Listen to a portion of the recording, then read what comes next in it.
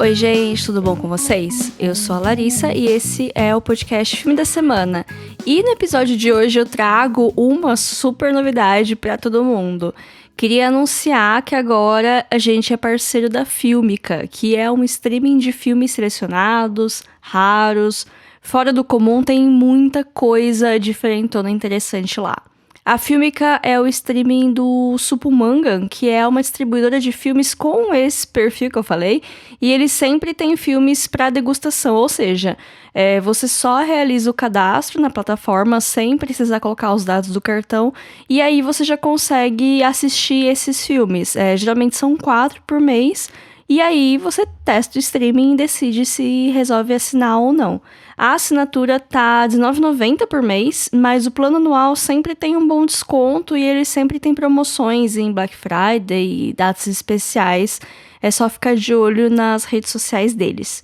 No episódio de hoje, eu vou contar as minhas experiências com streaming e falar rapidinho de 3 filmes que eu assisti lá até agora. Mas isso é tudo muito recente na minha vida, eu ainda tenho muita coisa para explorar, principalmente no catálogo.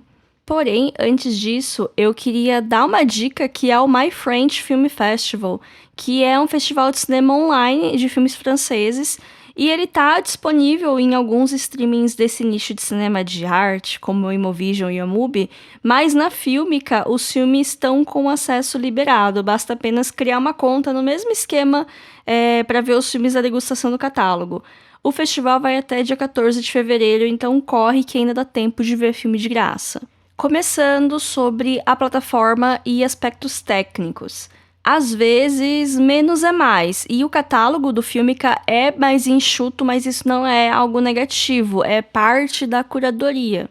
Ninguém merece ficar 2 horas olhando para uma infinidade de coisas para acabar não vendo nada no fim. A tela inicial do site e do aplicativo é a mesma para todos os usuários, não tem um algoritmo de recomendação. Existem blocos temáticos com lançamentos e com sugestões. No fim da página tem categorias por gênero, né? Comédia, drama, documentário, etc. E a opção para mostrar todos os filmes. Dá também para você criar a sua lista e ir adicionando os filmes que você tem interesse em ver, que eu sempre faço, é sempre como eu começo em qualquer streaming para escolher o que me interessa e depois eu vou vendo com calma. E a página de cada filme, ela é bem simples, mas eu senti falta de uma padronização das informações apresentadas ali. Tem filmes que tem um descritivo que é legal, tem filmes que tem ano, título original, agora tem filmes que tem menos coisa, mais coisa, sabe? Então, às vezes, padronizar as informações que aparecem lá seria interessante, né? O player do filme também ele é simples, mas ele funciona bem, e é isso que importa no final do dia. No catálogo tem filmes mais antigos restaurados e filmes contemporâneos que foram destaques em festivais ao redor do mundo. Eu vou falar de 3 filmes aqui, um que é um antigo restaurado, um mais recente que era hit no Tumblr e um outro que eu vi no festival francês. Nenhum dos 3 eu amei, mas eu confesso que tá sendo difícil eu ver um filme que eu amo ultimamente. Já comentei sobre isso na retrospectiva do ano passado, né? O problema é em mim, não nos filmes. Mas eu gostei dos 3 filmes, eu achei uma experiência bastante interessante. Ver, todos eles são completamente diferentes. E por uma coincidência, os 3 são dirigidos por mulheres. Eu tô levando bem a sério o desafio dos 52 filmes por mulheres que eu falei no episódio passado, gente. O primeiro filme é de 1990, uma produção islandesa em preto e branco, protagonizado pela Björk e adaptado de histórias dos irmãos Grimm. O título original é The Juniper Tree, que ficou traduzido aqui como Quando Éramos Bruxas. Esse é um filme bem contemplativo, bem lento e com muita construção de atmosfera fantástica. O filme foi todo financiado pela diretora, a Nitya Kine, e demorou alguns anos para ele ser finalizado e lançado. Com isso, essa foi a estreia da Björk atuando e a única vez que num filme ela foi creditada pelo seu nome completo. Depois disso era só Björk. Eu não sei falar o sobrenome dela porque é um nome muito grande e muito islandês. O filme vai contar a história de 2 irmãs, sendo que a Björk é a mais nova. A mãe delas morreu queimada como bruxa. É medieval, tá, gente? e as duas meio que ficaram à deriva, procurando onde morar. Daí, então, a irmã mais velha resolve enfeitiçar um jovem viúvo para casar com ele e dar proteção para ambas. Dá tudo certo por um tempo, tudo vai bem, menos o filho desse cara, que é uma criança, mas ele não curte muito a nova madrasta e com isso começa todo o conflito que vai se desenrolar lentamente ao longo da história. Esse filme ele é super curtinho, ele tem 1h20, se não me engano, mas se preparem porque o ritmo é lento. O conto que a parte principal da história foi baseado é A Moreira, ou Pé de Zimbro, depende da tradução. Mas os personagens recitam alguns versos que parecem ser de outras histórias, então tem bastante referência se você gosta de conto de fada. Eu particularmente não gosto muito, mas escolhas. E por mais que seja baseado num conto supostamente infantil, esse filme não é, tá? Ele tem uma atmosfera sombria e algumas coisas são sutilmente sugeridas, mas ainda assim perturbadoras. No fim, valeu a experiência. Eu recomendo Quando Éramos Bruxas para quem tá afim de uma obra diferentona e para ver produções islandesas em preto e branco, mas que são em inglês e protagonizadas pela Björk. O segundo filme de hoje, que também é um destaque do catálogo da Fílmica, é um que eu tava ansiosa para ver tem um tempo, daí eu fico criando expectativa na minha cabeça e acabo me frustrando. Mas daí a culpa é apenas minha de ficar nessa de criar expectativas com o filme, né? Eu tô falando de A Bruxa do Amor, da diretora Anna Biller, um filme lançado em 2016. A história gira em torno da Elaine, que é uma jovem bruxa que está chegando numa nova cidade para se recuperar de um coração partido da maneira mais comum do mundo, enfeitiçando outros homens e engatando romances um no outro. E eles acabam deixando um rastro de destruição, porque ela é uma bruxa.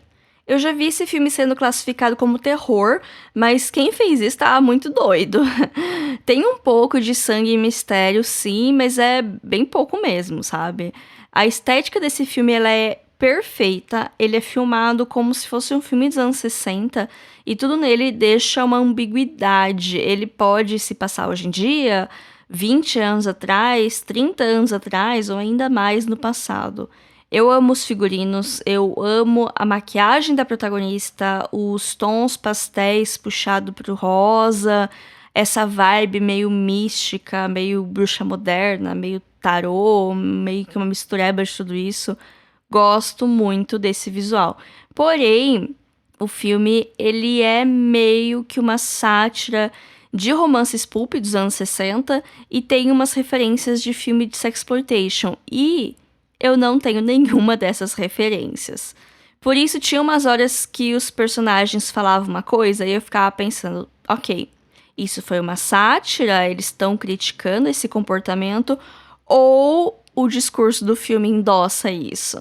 Eu fiquei meio confusa com a mensagem que ele queria passar, daí eu fiquei meio reflexiva e acabei que eu não gostei tanto quanto eu achei que ia gostar, mas ainda assim foi uma experiência bastante interessante. Você já assistiu esse filme? Comenta lá no nosso Instagram, @filme.da.semana.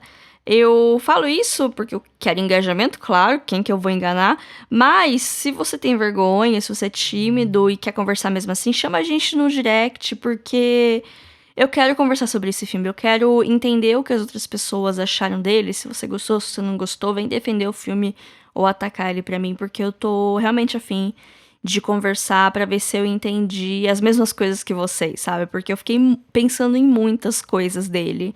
E meio que foi isso. Então eu gosto quando o filme me deixa pensativa. Por mais que a experiência de assistir ele foi um 7 de 10, eu fiquei pensando muito nele depois que ele acabou. Então eu acho que isso é interessante. Só pra recordar o nome do filme, né? É A Bruxa do Amor, ou The Love Witch, que é o título original. E ele tem 2 horas de duração. Poderia ter um pouquinho menos, poderia. Mas não vou reclamar de um filme que chega na marca das 2 horas e acaba. O último filme de hoje, ele faz parte da seleção do My French Film Festival, então corram pra ver porque eu não sei onde ele vai ficar disponível depois do dia 14 de fevereiro.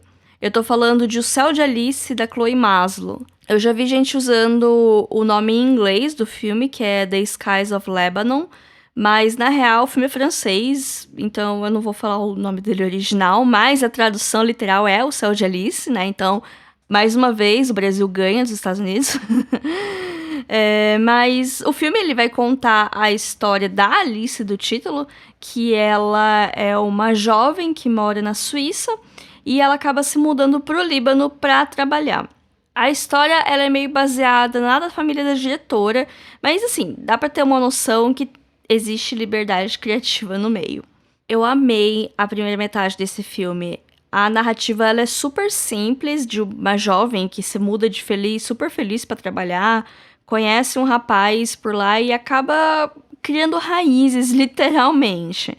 A mistura da filmagem com stop motion, o jeito que os cenários são construídos, os figurinos extravagantes, tudo em tons pastéis, é muito bonito. Eu adorei essa parte.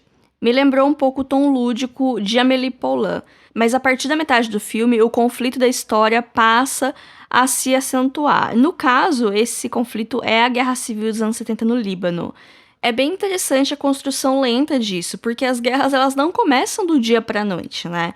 Tem uma situação estranha aqui, um desentendimento ali, uma galera estranha agindo de maneira estranha acolá, e quando você percebe, a cidade está sitiada.